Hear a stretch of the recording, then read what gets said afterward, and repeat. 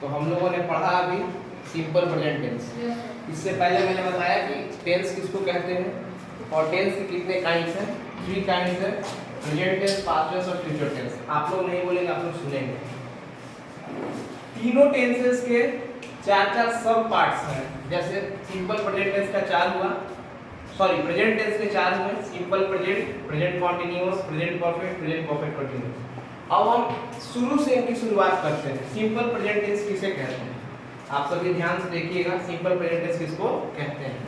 क्योंकि मेरे पास रिसोर्सेज की कमी है, इसलिए मुझे कोई भी एक खाली क्लासरूम मिलता है, बोर्ड मिलता है जो कि इसका इस्तेमाल नहीं हो रहा हो, तो मैं उसमें ये चीज करता हूँ। सिंपल प्रेजेंट टेंस के अंदर आते हैं repeated verbs, permanent activities, universal truth और श्योर फ्यूचर इवेंट्स। ऐसे भविष्य की घटनाएं जो बिल्कुल श्योर होनी ही है, उसको भी हम सिंपल प्रेजेंट टेंस की श्रेणी में रखते हैं। अब देखिए रिपीटेड वर्ब्स क्या है, जो काम बार बार दोहराया जाए। जैसे आई watch movies on Sunday, repeat कभी भी हो सकता है, महीने में 2 बार, हफ्ता में 2 बार, हर दिन कभी भी रिपीट हो सकता है। I watch movies on Sunday, हर इतवार को मैं मूवीज देखता हूँ। इसके अलावा आई ईट 3 टाइम्स डेली, मैं हर रोज 3 बार खाना खाता हूँ। हम लोग करते हैं ना ब्रेकफास्ट, लंच और रात के भोजन को डिनर कहते हैं, ठीक है, हम लोग खाते हैं।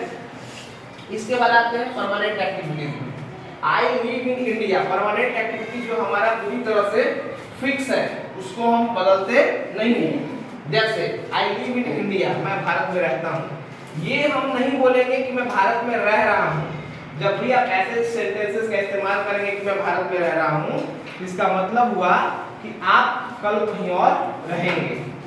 ये कहना है कि मैं भारत में रहता हूँ, तभी आप कहलाएंगे वहां परमानेंट रेसिडेंट। दूसरी चीज, we see with our eyes, हम अपनी आंखों से देखते हैं, ये भी परमानेंट एक्टिविटीज है।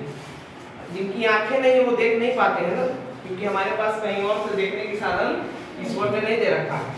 ये परमानेंट एक्टिविटीज हुआ। I live in India, we see with our eye, we write by hand, हम अपनी हाथों से लिखते हैं। अब आते हैं अगले पॉइंट के बाद, यूनिवर्सल ट्रूथ, वास्तविक सच्चाई जो पूरे यूनिवर्स में, दुनिया में सच है, वो बदलता नहीं है। जैसे the earth rotates on its axis, आप सबने पढ़ा है, हम सबने पढ़ा है कि पृथ्वी अपने अक्ष पर घूमती है। ये सच्चाई है, इसको हम झुठला नहीं सकते हैं। इसको परमानेंट एक्टिविटीज में भी रख सकते हैं। The sun gives heat and light, ये भी सच्चाई है।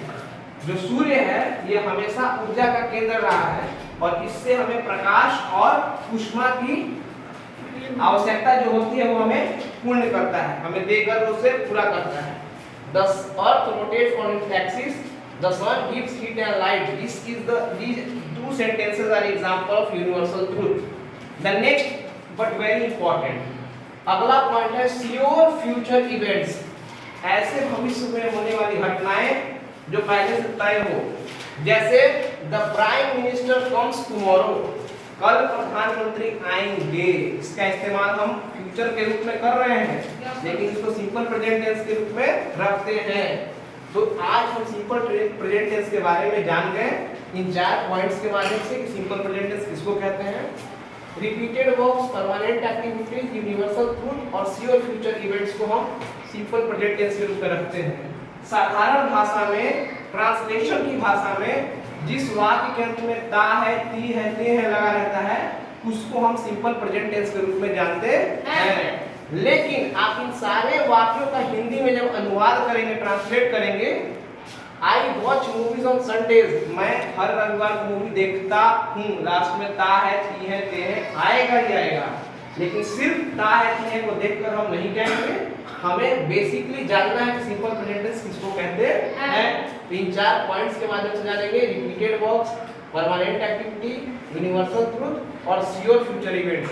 इनको हम रखते हैं सिंपल प्रेजेंट टेंस की श्रेणी में। आई बात समझ में?